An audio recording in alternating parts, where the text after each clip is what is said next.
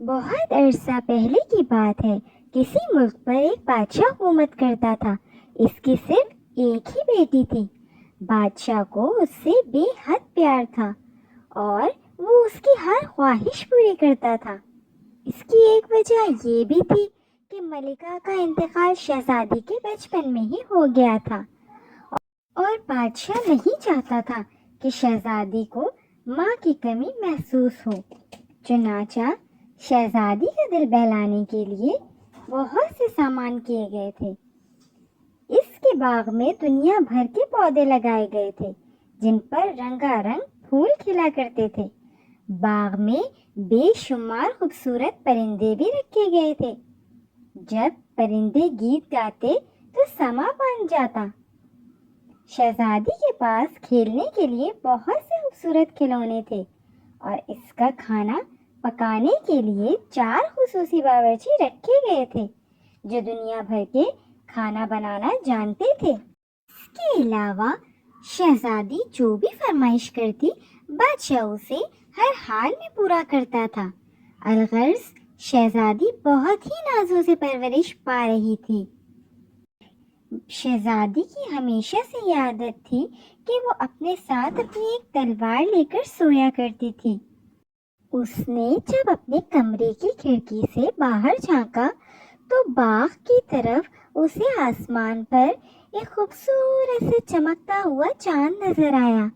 وہ اتنا خوبصورت لگ رہا تھا کہ بے اختیار شہزادی کا دل چاہا کہ کاش یہ چاند اس کے پاس ہوتا۔ اس خواہش کا دل میں ابھرنا تھا کہ شہزادی کی نیند اڑ گئی اور بقیہ رات شہزادی چاند پر نظریں جمائے اسے تکتی رہی۔ شہزادی نے چاہا کہ چاند کو قریب سے دیکھا جائے تو وہ اٹھی اور باغ کی طرف چلی گئی۔ شہزادی چاند کو ٹکٹکی باندھ کر دیکھ رہی تھی اور چاند سے باتیں بھی کر رہی تھی۔ چاند، تم کتنے خوبصورت ہو، میں تمہیں حاصل کر لوں گی، دیکھنا میں ایک دن تمہیں حاصل کر لوں گی۔ صبح ہوتے ہی شہزادی باغ میں پہنچ گئی۔ بادشاہ اسے صبح صبح باغ میں دیکھ کر بہت حیران ہوا اور بولا، بیٹی تم اس وقت باغ میں کیسے؟ خیریت تو ہے نا؟ جی ہاں بابا جان، سب خیریت ہے، لیکن میں آپ سے کچھ مانگنے آئی ہوں۔ ہاں ہاں کہو، تمہاری ہر خواہش پوری کی جائے گی۔ ابا جان، مجھے چاند چاہیے۔ کیا مطلب؟ بادشاہ نے کچھ کہنا چاہا مگر شہزادی نے اس کی بات کاٹ کر کہا، میں کچھ نہیں جانتی، مجھے چاند چاہیے اور جب تک وہ مجھے نہیں ملتا میں اپنے کمرے سے باہر نہیں نکلوں گی۔ یہ کہہ کر شہزادی اپنے کمرے میں چلی گئی۔ بادشاہ یہ سن کر بہت پریشان ہوا۔ اس نے اپنے خاص ملازم کو بلایا۔ وہ آیا تو بادشاہ نے کہا، میں چاہتا ہوں تم شہزادی کے لیے چاند لے کر آؤ۔ عالم پناہ، یہ آپ کیا کہہ رہے ہیں؟ چاند کو لانا ناممکن ہے۔ غلام نے حیران ہو کر کہا، میں کچھ نہیں جانتا، یہ میرا حکم ہے، اسے پورا کرنا تمہارا فرض۔ عالی جاں، آپ نے جو حکم دیا میں نے ہمیشہ پورا کیا، مگر چاند لانا میرے اختیار میں نہیں ہے کیونکہ میں بہت معمولی سا شخص ہوں۔ آپ ایسا کریں کہ شاہی جادوگر کو حکم دیجئے، کوئی یقیناً ایسا کر سکے گا۔ ہاں ٹھیک ہے، فوراً شاہی جادوگر کو حاضر کیا جائے۔ جی عالم پناہ، جیسا آپ کا حکم ہو، میں ابھی جاتا ہوں اور شاہی جادوگر کو لے کر آتا ہوں، بس ابھی لے کر آتا ہوں۔ ٹھیک ہے۔ بادشاہ کا حکم ملتے ہی شاہی جادوگر فوراً بادشاہ کی خدمت میں حاضر ہو گیا۔ فرمائیے جہاں پناہ، آپ نے کیوں یاد فرمایا؟ بیٹی کے لیے چاند لے کر آؤ۔ حضور، میں نے آپ کی بہت خدمت کی ہے، طرح طرح کے شعبے دکھا کر ساری دنیا کے بادشاہوں کو حیران بھی کیا اور اپنے ملک کا نام روشن کیا۔ میں نے آپ کو جادوئی گولا بنا کر دیا جس میں آپ ساری دنیا کو دیکھ سکتے ہیں۔ اب آپ کے لیے ایک ایسا لباس تیار کر رہا ہوں جسے پہن کر اگر آپ ہر قسم کے آسیب اور مصیبتوں سے محفوظ نہ رہیں تو مجھے بتائیے گا۔ لیکن حضور، میں شہزادی کے لیے چاند نہیں لا سکتا۔ کیوں؟ آخر کیوں نہیں لا سکتے؟ ہم وجہ جاننا چاہتے ہیں، جلدی بتاؤ۔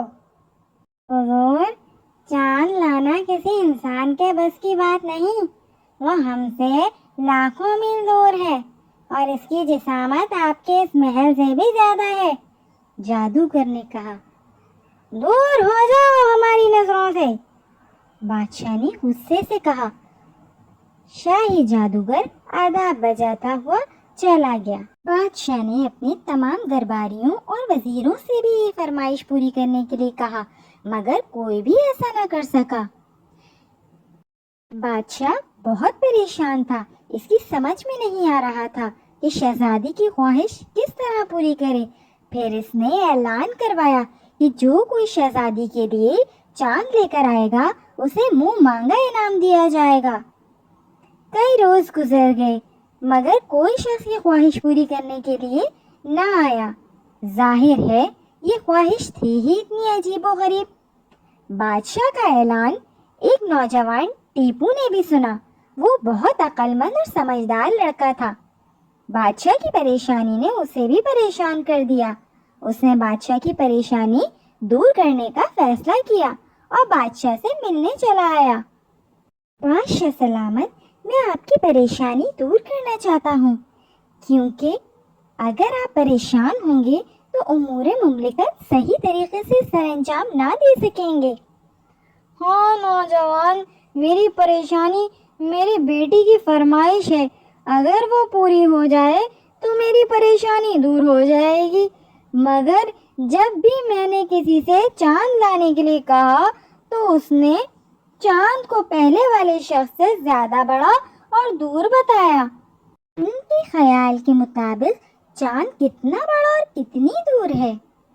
جواب میں بادشاہ نے اس کو جادوگر، سپہ سالار اور شاہی نجومی کے جوابات کی تفصیل بتا دی۔ یہ سب لوگ عقل مند ہیں اس لیے درست کہتے ہوں گے، لیکن اگر یہ سب لوگ درست کہتے ہیں تو پھر چاند ہر شخص کے لیے اتنا ہی بڑا اور دور ہوگا جتنا وہ سمجھتا ہے۔ اب سوال یہ پیدا ہوتا ہے کہ شہزادی چاند کو کتنا بڑا اور کیسا سمجھتی ہیں؟ نوجوان، تم بہت ذہین ہو، یہ تو ہم نے سوچا ہی نہیں۔ بادشاہ نے خوش ہو کر نوجوان کو داد دی۔ شکریہ عالم پناہ، میں شہزادی سے جا کر پوچھنا چاہتا ہوں۔ جاؤ نوجوان جاؤ، ہر وقت کمرے میں بند رہنے کی وجہ سے شہزادی بہت مرجھا گئی ہے اور تازہ ہوا نہ ملنے کی وجہ سے اس کی صحت بھی خراب ہو گئی ہے۔ آپ فکر نہ کریں عالم پناہ، میں جا کر دیکھتا ہوں۔ ارے شہزادی آپ، ابھی میں آپ کی خدمت میں ہی آنے لگا تھا۔ آپ کی طبیعت اب کیسی ہے؟ میں ٹھیک ہوں، کیا تم میرے لیے چاند لے کر آئے ہو؟ شہزادی صاحبہ، ابھی نہیں، لیکن میں بہت جلد آپ کے لیے لے آؤں گا۔ آپ یہ بتائیے کہ چاند کتنا بڑا ہے اور وہ کتنی دور ہے؟ وہ زیادہ دور نہیں ہے، بلکہ میرے باغ کے درخت کے پاس ہے اور وہ کبھی کبھی شاخوں میں بھی پھنس جاتا ہے۔ میں آج رات درخت پر چڑھوں گا اور جب وہ شاخوں میں پھنس جائے گا تو میں پکڑ کر آپ کے پاس لے آؤں گا۔ مگر آپ یہ تو بتائیے کہ وہ کس چیز کا بنا ہوا ہے؟ کیا تم اتنا بھی نہیں جانتے کہ چاند چاندی سے بنا ہوا ہے؟ اسی لیے تو اسے دیکھ کر ٹھنڈک کا احساس ہوتا ہے۔ ٹھیک ہے، میں بہت جلد آپ کے لیے چاند لے کر آؤں گا۔ ٹیپو وہاں سے چلا جاتا ہے۔ ٹیپو وہاں سے شاہی سونار کو چاندی کی گیند بنانے کے لیے کہتا ہے، کیونکہ شہزادی کی نظر میں چاند ایک گیند کے جتنا ہے، تو اس لیے اس نے سوچا کہ کیوں نہ میں شاہی سونار سے چاندی کی گیند بنوا لوں اور شہزادی کو لے جا کر دے دوں۔ اگلے دن ٹیپو نے چاندی کی گیند سونار سے لی اور شہزادی کو لے جا کر دی۔ شہزادی وہ گیند لے کر خوشی سے پھولے نہیں سما رہی تھی اور اس کا چہرہ خوشی سے چمک رہا تھا۔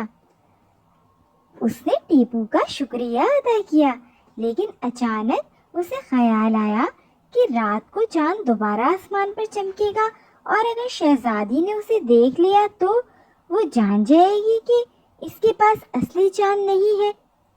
ٹیپو نے بادشاہ کو پریشان دیکھا تو پوچھا، اب کیا ہوا؟ آپ کیوں پریشان ہیں؟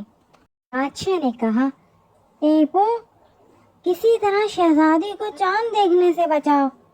آپ پریشان نہ ہوں، آپ شہزادی کو چاند دیکھنے سے نہیں روک سکتے تھے، لیکن آپ جس مسئلے کی بات کر رہے ہیں اس مسئلے کا حل میرے پاس ہے۔ وہ کیا حل ہے؟ بادشاہ نے بےتابی سے پوچھا۔ اگر شہزادی آپ سے یہ بات کہے کہ اس کا چاند اصل نہیں ہے، آپ مجھے بلوا لیں، میں انہیں جواب دے دوں گا۔ یہ کہہ کر ٹیپو وہاں سے چلا گیا۔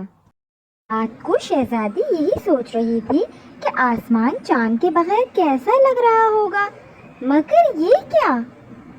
چاند تو جھانک رہا تھا۔ شہزادی نے حیرت سے باہر دیکھا اور باغ میں نکل آئی۔ بابا جان، اس نوجوان نے ہمارے ساتھ دھوکہ کیا ہے، ہمیں نقلی چاند لا کر دے دیا۔ ٹھیک ہے بیٹی، ہم اس نوجوان کو بلاتے ہیں اور پوچھتے ہیں کہ اس نے آخر ایسا کیوں کیا ہمارے ساتھ۔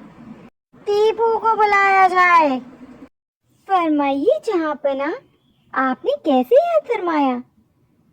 تمہیں بادشاہ سلامت نے نہیں، ہم نے یاد کیا ہے۔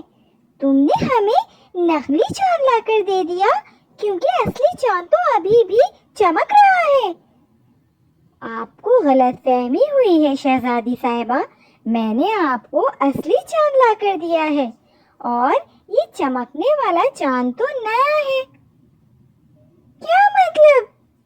نیا چاند کہاں سے آئے گا؟ شہزادی صاحبہ، جب آپ باغ سے پھول توڑتی ہیں تو نیا پھول اس کی جگہ لینے کے لیے آ جاتا ہے، بالکل اسی طرح چاند کا معاملہ ہے۔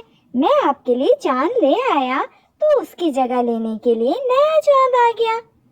اوہ، اب سمجھی، یہ بات تو بالکل واضح ہے، شہزادی نے خوش ہو کر کہا اور اپنا چاند لے کر چلی گئی۔ بادشاہ ٹیپو کی عقل مندی سے بہت خوش ہوا۔ اس نے نہ صرف ٹیپو کو بہت سا انعام دیا بلکہ اپنا مشیر خاص بنا لیا۔